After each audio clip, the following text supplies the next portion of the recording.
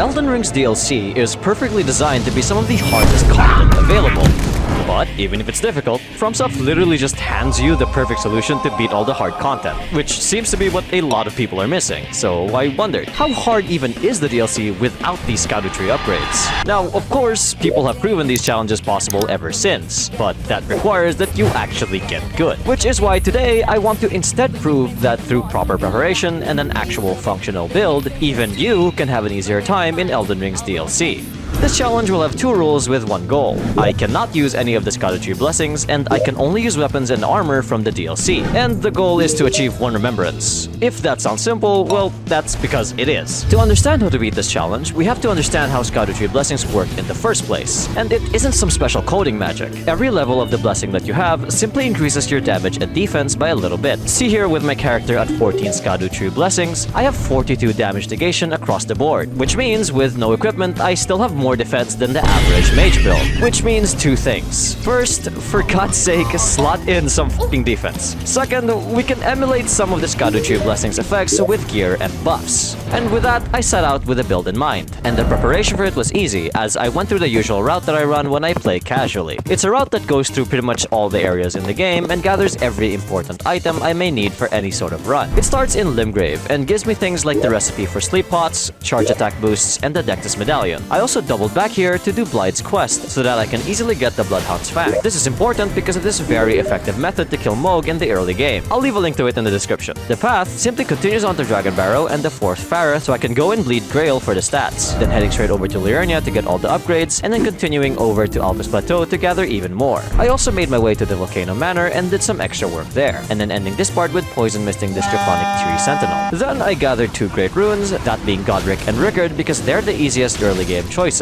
It's at this point where I'm supposed to kill Mohg, but then I realized that I need the Shard of Alexander for the strategy, so I had to go kill Radon first in order to get to the pot guy. Then I finally did Mohg for an easy 600,000 runes. Before entering the DLC though, I needed some things for my build. You may have noticed that I didn't bar myself from using talismans from outside the DLC. That's because of the Dragon Crest Great Shield Talisman. Because for the small cost of 1 talisman slot, you get a whopping 20% damage negation. Getting this talisman requires I make it to the Erdtree, as it is situated just above Millennia's boss room.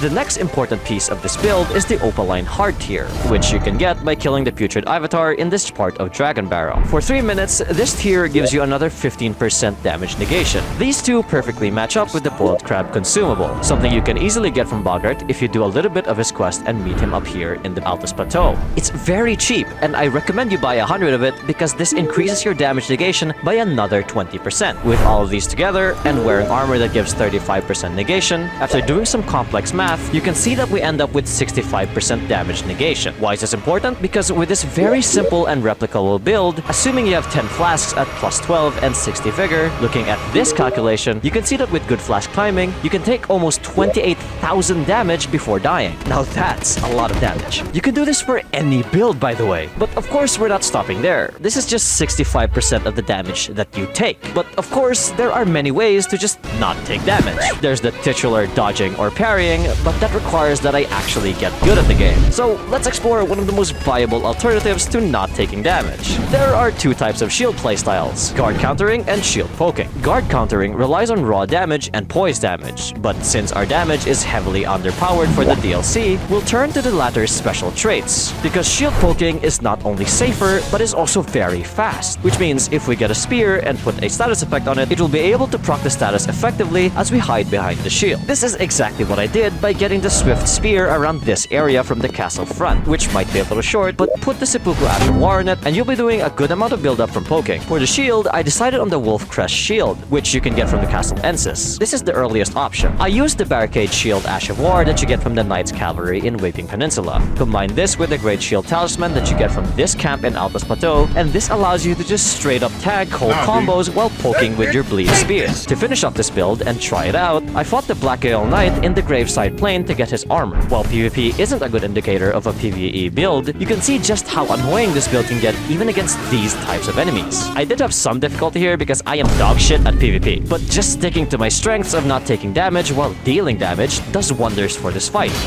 I decided that the one remembrance we're gunning for is the Dancing Lion in the first Legacy dungeon, simply because it's the most spoiler-free option available. Scaling the actual dungeon is actually quite difficult, so I did have to just walk past all the enemies. This is a pretty good reminder of just how important Scadutree Blessings are, because even at only 2 upgrades, my first playthrough of this area managed to perform at an equal level against all the enemies I came across. Although, for the rest of that playthrough, I found the melody and just decided to defeat all the bosses with it because I loved it so much. I was constantly low on the recommended amount of blessings since I'm so bad at exploration, but I learned how to do all the bosses just out of love for the melody. Making it atop the tower, I finally got to have a real taste of the true potential of this build. A big reason I chose the Dancing Lion is because of the incredible amounts of bullshit that you'll experience if you don't learn how to dodge this boss. This boss fight heavily rewards proper dodging, as your windows after a dodge are very plentiful, but relying on a shield makes this fight actually a lot harder, as it does a lot of AoE blind spot attacks and also has 2 phases that do elemental damage. The first countermeasure for this fight is the Pearl Shield Talisman, which increases your blocking negation against all elemental damage. You can get this and other talismans early by just unlocking a Spirit Spring that you can find on the way east of the castle front. The unlock is really close by, and this whole thing lets you access the Scadu Altus, which in turn lets you get to the base of Ra, where you can find talismans like the Pearl Shield. While I'm in Ra, I also went ahead and got the second green turtle talisman. You get to the location by jumping on these tombstones and finding a little water cave. I also paired this with the green burst crystal tear from the putrid avatar in the entrance of Caelid. It was a lot more manageable to block the lion's lightning phase, as even the physical attacks did some lightning damage, now almost completely negated by the shield. The pure lightning attacks do still hurt though, and require you to dodge. The ice phase with magic damage was also very manageable, as the shield had 60 magic damage negation. The frostbite did hurt, but as long as you're not caught with low health, you will live. There are also many instances in any phase where improper placement while blocking can get you hit by the attack, and there are some attacks that you really aren't meant to block. There are also some that get completely countered by blocking. This fight in general is a pretty good representation of Elden Ring as a game. It's open world.